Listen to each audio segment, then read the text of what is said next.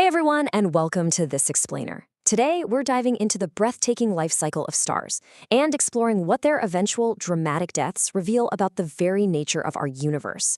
When we look up at the night sky, we're pretty much conditioned to see permanence. Human civilizations have literally charted the exact same constellations for thousands of years. But today, we're going to completely shatter that illusion. Using some incredible source material on celestial collapse, we are going to trace the epic journey of stars across billions of years, from their brilliant births right down to their violent, cataclysmic endings. Picture this, a glowing, blue, giant star, just hanging silently in the cosmos. It looks totally immortal, right? It's been shining for maybe hundreds of millions of years. But then, boom! Suddenly, its core collapses. A blinding supernova erupts, sending these massive shockwaves racing across the vacuum of space.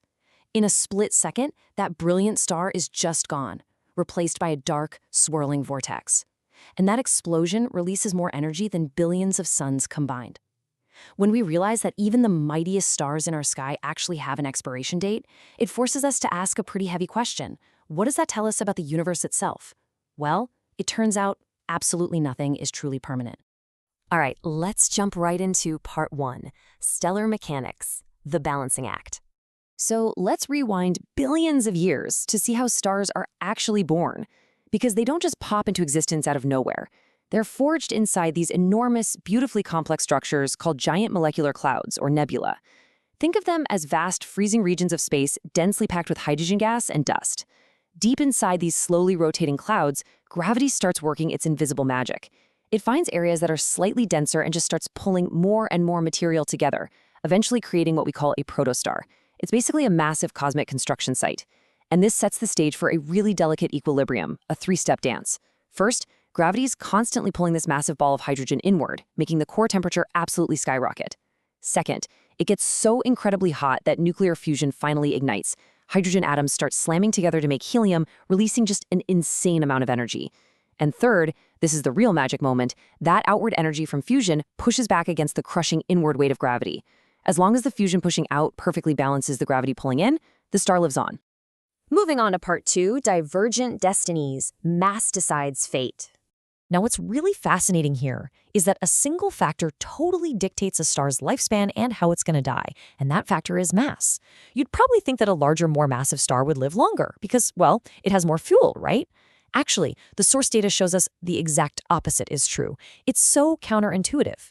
The more massive a star is, the hotter and denser its core, which means it burns through its hydrogen fuel incredibly fast.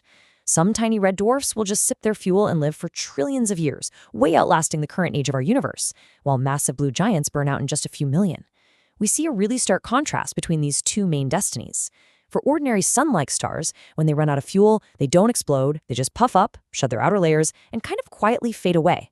But the massive stars, the heavyweights, because of their immense mass, their deaths are incredibly violent. When their fusion engine finally stalls, gravity wins in a fraction of a second, collapsing the entire star and triggering a spectacular supernova. So you might be wondering, what does this timeline look like for our own sun? Honestly, a lot of people ask if the sun is ever going to go supernova. Quick answer? No way. It just doesn't have the mass for it. Tracking its timeline, we are currently in phase 1, a nice stable period of fusion. Fast forward a few billion years to phase 2, and as the sun runs out of hydrogen, it'll expand into a massive red giant, actually swallowing up the inner planets. Finally, in phase 3, it'll gently blow off its outer layers, leaving behind a glowing, super dense core called a white dwarf. There's no more fusion happening at that point. It's just going to quietly cool off in the dark for the rest of eternity. But for those giant stars we talked about earlier, the story ends very differently. A supernova is literally one of the most energetic events in the entire universe. You see, inside a massive star, fusion doesn't just stop at helium. It's heavy enough to keep fusing heavier stuff, carbon, oxygen, neon, all the way down to iron. But iron? Iron is the kiss of death. Fusing iron actually absorbs energy instead of releasing it. The exact second an iron core forms, that delicate balancing act we talked about earlier is completely shattered.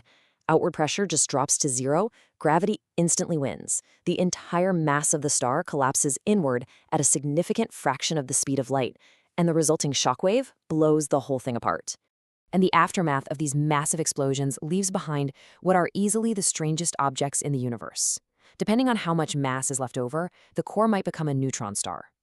To put that into perspective, a neutron star is so dense that a single teaspoon of its material would weigh billions of tons here on Earth.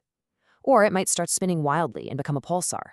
And if the remaining mass is high enough, gravity just keeps pulling the core inward until it literally punches a hole in the fabric of space-time itself, creating a black hole. These things have gravity so powerful and an event horizon so inescapable that not even light can break free. Which brings us to part 3, the cosmic recycler. We are Stardust. Now, this violent stellar destruction, the supernovae, the collapsing cores, it might seem super dark and chaotic, but it is absolutely crucial. In fact, it's the prerequisite for life itself. Without this cosmic violence, our universe would be a terribly boring, sterile place. The source material highlights this as one of astronomy's greatest discoveries. Stars are basically giant cosmic recycling plants. Think about it. The early universe only had hydrogen and helium. So where exactly did the carbon in our DNA, the oxygen we breathe, the calcium in our bones, and the iron in our blood come from?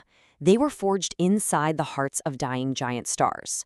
When those stars went supernova, they didn't just vanish. They violently scattered all these newly forged heavy elements out into the vastness of space. And over billions of years, that enriched material came together to form new planets, meaning that you, me, and literally everything around us are made up of material built by dead stars. We are, quite literally, stardust. Let's shift gears a bit for part 4, science, scripture, and time. As we wrap our heads around these immense cosmic timescales, the source material turns to classical Islamic texts to explore some deeply philosophical reflections on a temporary universe. Modern astrophysics obviously gives us the physical mechanics of star death, right? But looking at theological texts gives us this totally different, fascinating lens on how humanity processes the grandeur and the transience of creation. Impartially speaking, it's really interesting to see how the Quran uses the imagery of changing stars to impart messages about time and human perspective. For example, take a look at this quote from Surah An-Najm, "By the star when it descends." Classical scholars interpreted verses like this as profound oaths. Back in ancient times, stars were the ultimate symbols of guidance. They represented the highest, most unreachable parts of creation. The text explains that using a star as an oath was meant to inspire a deep sense of awe. And while classical scholars view this strictly through a theological lens, the source notes that modern readers often reflect on that phrase when it descends or falls, and they connect it to our modern understanding that even these massive celestial objects aren't permanent fixtures. They change. They end. Building on that idea, we see this passage from Surah At-Takwir, when the sun is wrapped up in darkness and when the stars lose their light. Now, the source material clarifies that classical Tafsir, which is interpretation, primarily relates this to eschatological events, basically the cosmic unraveling that happens on the Day of Judgment. But it's super interesting that many contemporary readers also find these verses deeply meaningful today from a philosophical standpoint.